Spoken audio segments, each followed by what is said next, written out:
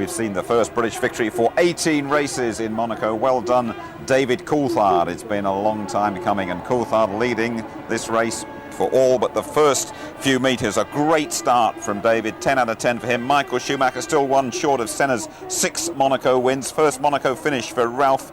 Trulli doing really well in the Renault to get at 3 points. Fisichella, Monaco specialist, and Jordan always do pretty well here. And Heinz Harold Frentzen, who was 35 last week, making his point for Arrows. We needed that one to restore our faith in this game a bit.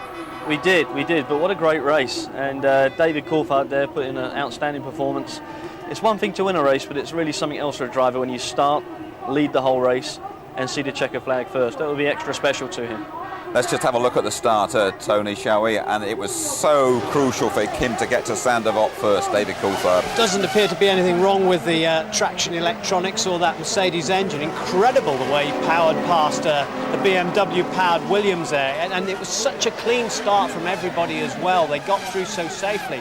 But Coulthard, as you'll see, there's poor Jacques Villeneuve at the back having to be pushed off. He got going again and retired later in the race. But when you look from the in-car here and you see David Coulthard, look at him just looking across there at Juan Pablo Montoya and getting closer. I think actually Juan Pablo Montoya got a little bit of wheel spin there as he selected second gear and pulled across there, but DC reacted very, very well. We see it again here. DC's already making his way to the middle of the track. Montoya tries to block him off, but he gets into that first corner, and that's the most important thing. Guess what goes wrong? Because Rubens dropped back there, and Sato did really well. And we don't know what happened to Button either from 8th place. He dropped away in the start somehow. Perhaps he was due that one after what happened to him before that formation lap last year. Oh, definitely, but I think this is now a turning point maybe for McLaren. If they can come off of this result, Michelin also will go into the next race with a lot more confidence. Absolutely. We were all a bit worried, Tony, when we saw that smoke coming out of the back of the McLaren. Thankfully, it was nothing too serious. Well, yeah, I don't know. It's quite amazing, this, but I mean, Coulthard soaked up the pressure and something soaked up all that oil. Mark and I were chatting about this. Obviously, the engineers with the two-way telemetry will have been monitoring the engine all through that. Mark has a bit of a theory on that. There is a case sometimes that they overfill the engine before a race, and sometimes it just burns off the excess oil, but obviously no problems. Do you think he'd have been aware of what was going on? Martin wasn't too sure. I don't think he would have been aware of it. As Martin said in the commentary, you don't really look in your mirrors on the exit of corners. The guys in the pit and from the TV screens would have seen it, but no problem at all. Sure. Your man Montoya took a pretty relaxed view of things, didn't he? He said, well, it's better than last year at least, when he went out very early. Well, that's what's great about the character. I mean, you see here he's got engine problems. He doesn't finish the race. He put in a very strong performance. Undoubtedly would have ended up on the podium, I feel, but, you know, what a nice character he is. Brushes it off. Absolute breath of fresh air in this game, isn't he? And I suppose Ralf Schumacher was a bit more pragmatic after that when he saw that his teammate's engine had gone.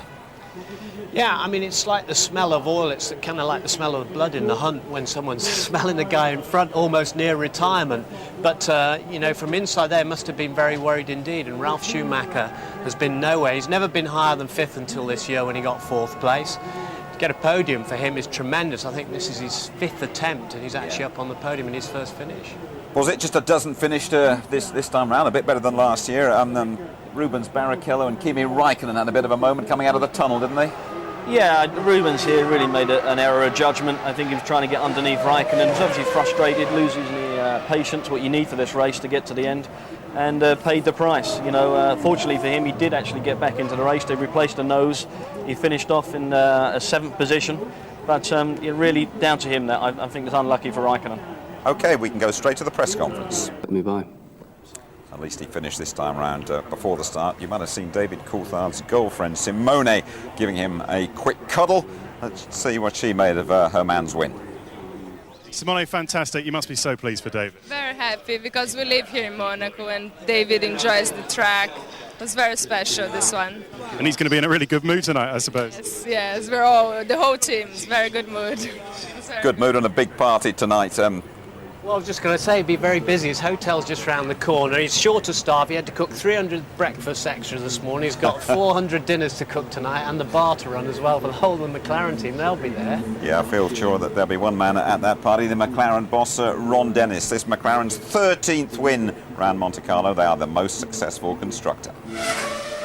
Ron Dennis, fantastic result. Well done. Great. Very pleased for the team. Still going to be tough for the rest of the year, but it's so nice to win here. It's a race we've won more than anybody, and it's great to increase that lead. We saw a bit of smoke coming out of David's car. What was the issue there? Just had a little bit of problem with the oil transfer tank. It was a little bit transferring too much oil, so it was puffing a bit, but we switched it off with telemetry, no problem. And does this prove that you can never discount McLaren? Well, I think results always speak for themselves.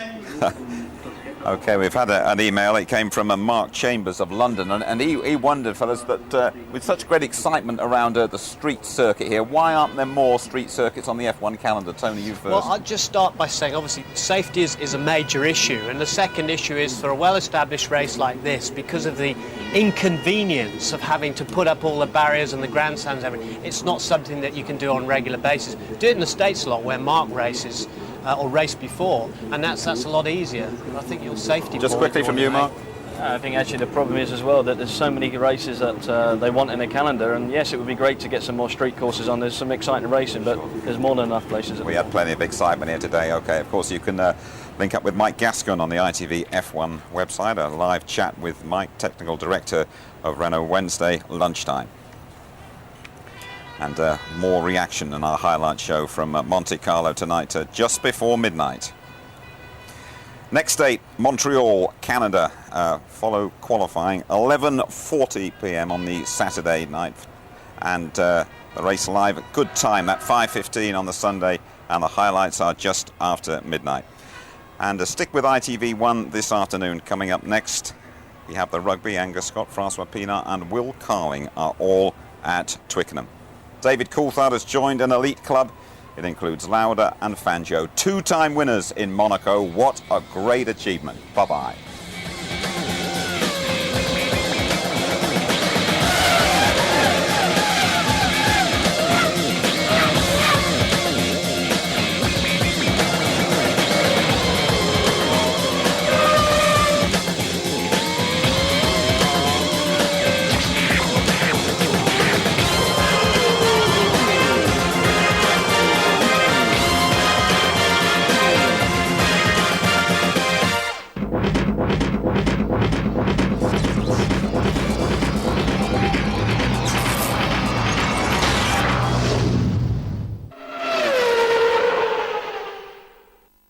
If you'd like to know more about Formula One, the website address, sponsored by Toyota, is itv.com/F1.